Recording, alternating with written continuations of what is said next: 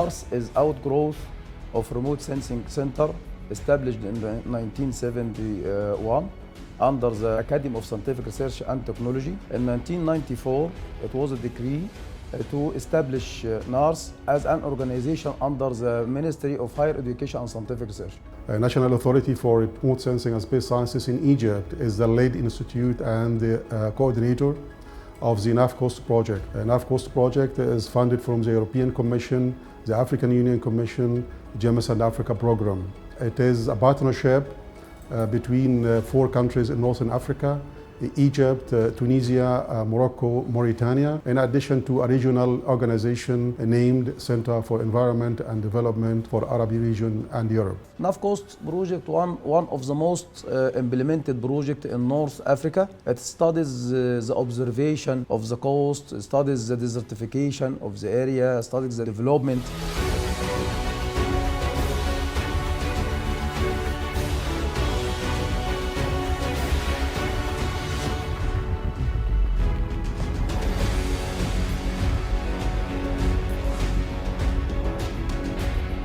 Que l'université Chouaïb Toukaly à El Jalila contribue d'une manière très active aux activités programmées dans le cadre du projet NAFCOST du programme de l'Union africaine, l'Union européenne, GMS and Africa. Alors, les produits que nous allons donc générer dans le cadre de ce projet concernent plus particulièrement la gestion de l'environnement marin, à travers la production et la mise en place d'un certain nombre de services, en relation par exemple aux problématiques liées à l'érosion côtière, à la pollution des hydrocarbures dans les océans, aux problématiques liées à la détection des zones potentiellement riches en poissons.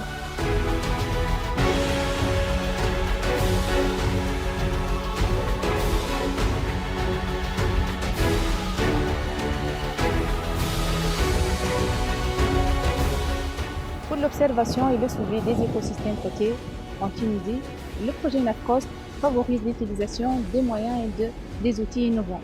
Donc ces moyens sont d'une part en charge de suivi et le contrôle de la qualité de l'eau de mer et la surveillance de la pollution marine, des déchets et des rejets en mer. D'autre part, la pêche et l'aquaculture par la localisation des zones de pêche potentielles. Donc ces 2 services sont développés à partir des données, des masses satellitaires, des cartes sites et des mesures in situ. NAFCOST project is first in a series of projects that would be implemented in Africa for the GEMIS and Africa, which is extension of Copernicus in Europe. Copernicus, formerly known as the GEMIS of Europe. NAFCOST aiming at leveraging the Earth observation capacity in Northern Africa and using remotely sensed data for coastal and marine applications. It anticipated to develop 2 main surfaces. The first surface is oil spill monitoring and mapping in the Red Sea, Mediterranean Sea and Atlantic Ocean.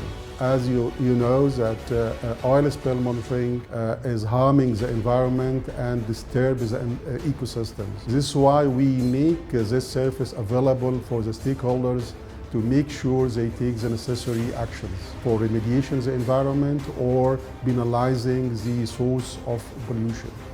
We are using the European Space Agency satellite data, which is Sentinel-1 and Sentinel-2, referring to radar and multispectral data. The service is near real time.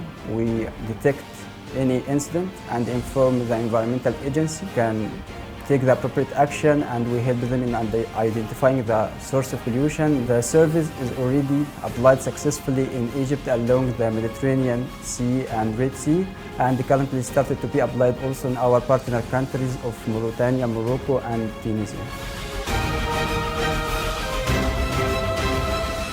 Le service OSM ou bien Oil Spill Mapping consiste à cartographier les zones de déversement des hydrocarbures au large de la zone économique marocaine du côté atlantique.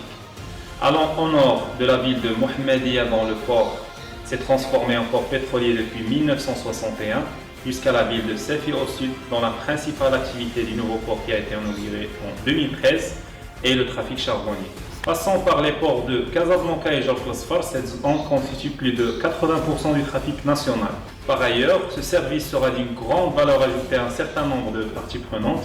Donc à ce propos, nous sommes en discussion en ce moment avec plusieurs organismes tels que l'Agence nationale des ports, avec qui nous allons restituer les produits et les résultats de ce service, ainsi que les assister par des sessions de formation pour renforcer les capacités humaines de cette institution.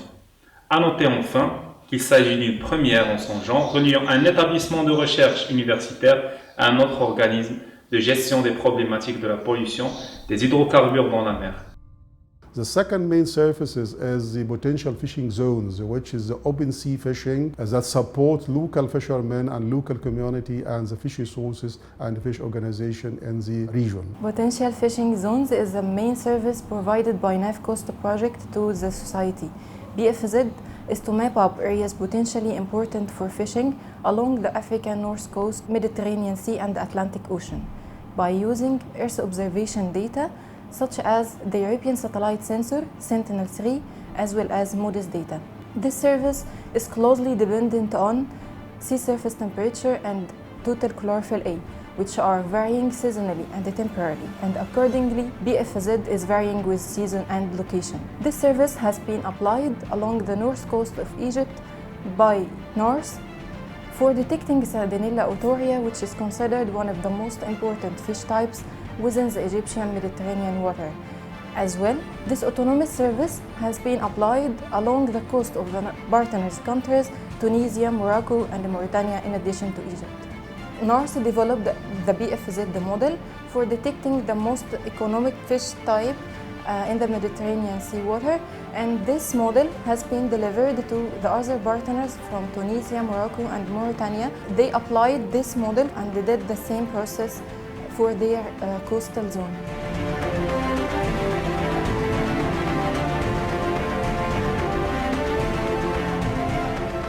Le service PFZ ou bien Potential Fishing Zone consiste à produire des cartes des zones à fort potentiel halieutique.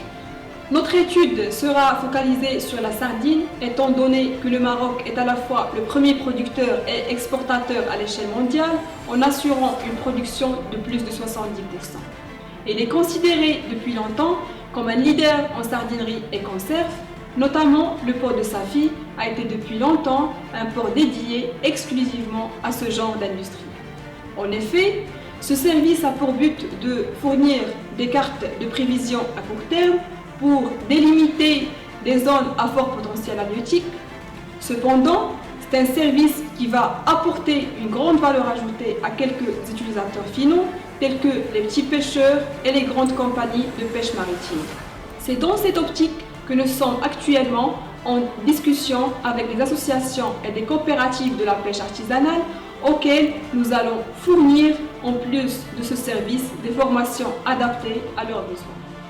Not only developing the surfaces, but behind this developing the surface, there's a lot of capacity development and leveraging the scientific and technical capacity for end user and stakeholders throughout training programs and workshops. The second issue is how to ensure that the researchers and academia will be benefited directly from the project by supporting postgraduates students for obtaining MScs or PhDs. So the project is combining the Earth observation application and the capacity development.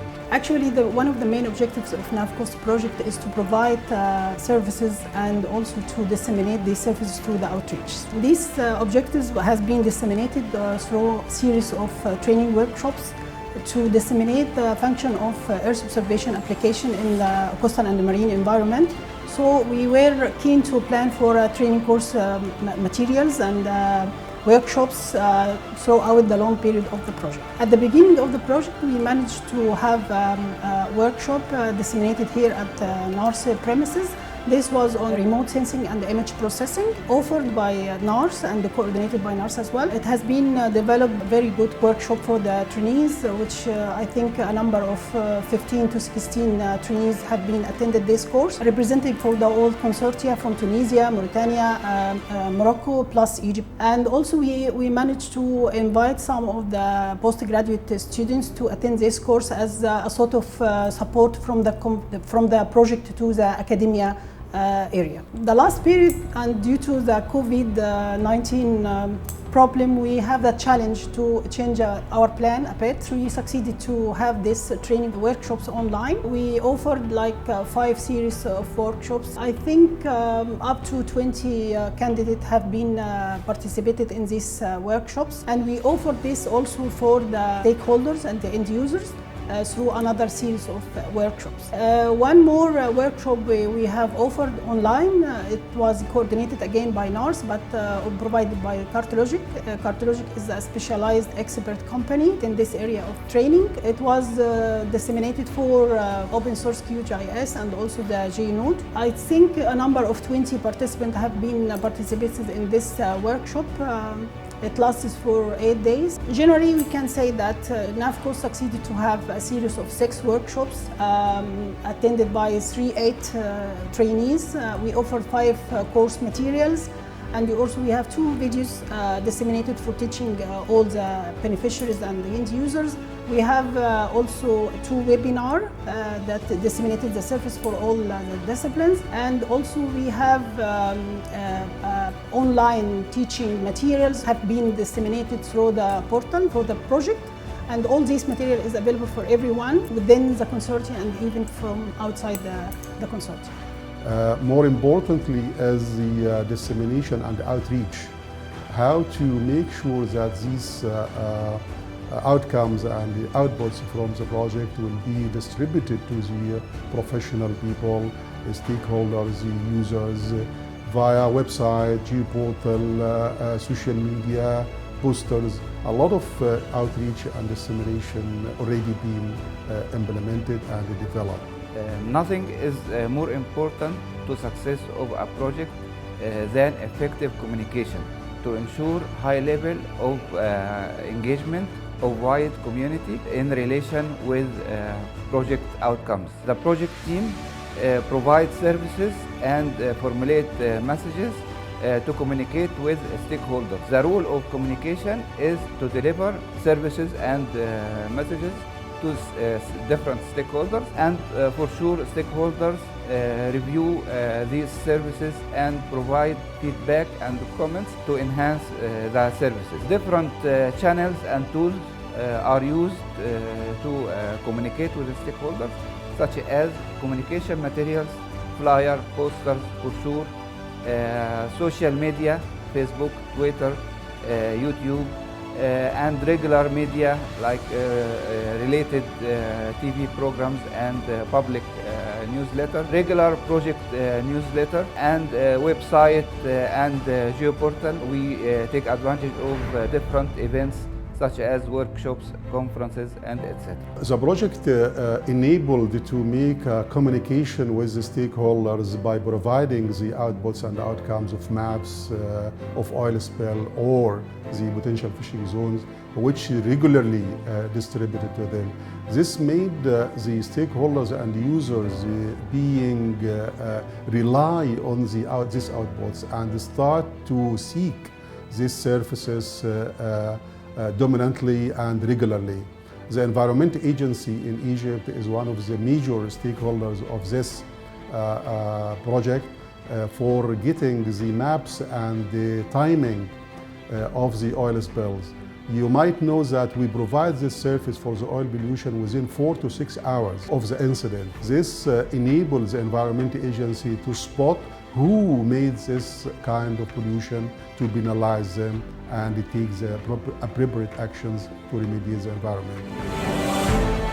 وزارة البيئة هي الجهة المسؤولة عن إدارة حوادث التلوث في مصر، وهي الجهة المعنية المسؤولة عن خطة الطوارئ. واحنا خلال الفترة اللي فاتت احنا تعاوننا طبعا من خلال المشروع، وكان عمل لنا إضافة كبيرة جدا في خلال رصد التلوث اللي موجود عندنا بسبب الأقمار الصناعية. في الفترة اللي فاتت احنا كان عندنا مشاكل بخصوص حوادث تلوث كانت غير معلومة المصدر من خلال السفن اللي بتعبر القناة عندنا أو أماكن في البحر المفتوح، وابتدينا فعلا من خلال صور الأقمار الصناعية قدرنا نعرف السورس دون عشان نبتدي ناخد معاه الإجراءات القانونية بتاعتنا. وفي الفعل في أكتر من حالة ابتدينا نتعامل معاها، وكان ليها يعني نقطة إيجابية بالنسبة لنا إن احنا قدرنا نعرف المصدر من خلال صور الأقمار الصناعية. The potential fishing zones and the open sea fishing, this is quite important for the fishermen, and we try to develop now a mobile app that distributes this information to the local fishermen who doesn't know anything about remote sensing or information technology, just to get the information about when to go to catch fish or fishing and at what time and where, and even to support them with the weather forecasts that make them safe when they go to make fishing. So I believe that the project is making a lot of value chain to the community and the stakeholders by getting the necessary appropriate information. Timing, the time is quite important and critical for such services. One more services is being planned for the third level of stakeholders to have a workshop to learn how and when and where to have the fishing at this time. This workshop has been offered through a private sector company who are very specialized to offer this sort of training workshops. We have been very lucky to work on this project with NORS and their stakeholders in this project. We also like to thank GMES Africa for enforcing the participation of the private sector in this project. This project actually, and other projects from GMES Africa, provides a lot of value for the private sector as it does enrich innovation and it does enrich the participation of the private sector GIS companies in this type of work. We have developed 3 components. We have developed the portal, we have developed some desktop work, and we also have developed some mobile applications. Portal is very important in sharing and dissemination of information between partners. Partners can share and exchange data freely, and they can also load their data. In the portal, there is also a section for the news and the case studies and a lot of variable information that is available for the public and for the stakeholders. There is applications for oil spill and economic fishing zone. The oil spill application is a very good innovative application that can detect oil spill as they happen and report the oil spill to the authorities via the web and the mobile. Also, you can use this application to explore historic oil spill and detect patterns on where oil spills took place in the past.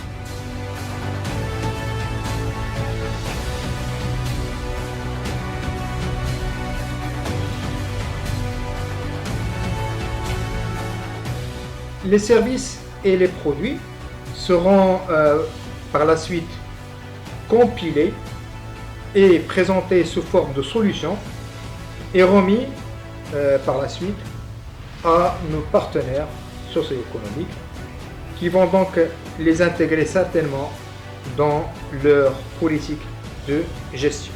Alors parmi les parties prenantes et les partenaires socio-économiques, nous pourrions citer entre autres l'Agence nationale des ports, la direction des pêches et de l'aquaculture qui relève du ministère de l'Agriculture et des pêches maritimes, la direction des ports et du domaine public maritime qui relève du ministère de l'Équipement, de l'Office national des pêches et d'un certain nombre d'associations et de coopératives qui travaillent dans le secteur de la pêche maritime et de l'aquaculture.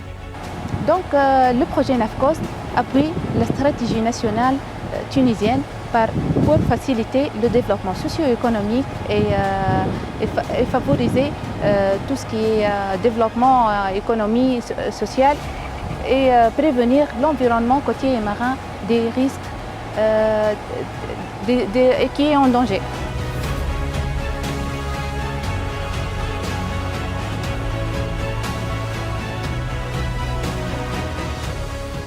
NARS leads many projects, one of them like NAFCOST as one of the successful cooperation between Egypt and the African countries, and we have success to have fund of financial support to countries like European Community and even in Egypt for scientific technology development and innovation fund. The project is a combination and showing how much Egypt is leading the region and Earth observation in remote sensing and space technology. I thank the European Commission, the African Union Commission and the GEMIS and Africa program for their fund and support to this project and a similar project in Africa to ensure the higher value of information for socio-economic development and sustainable development for the Africa we want.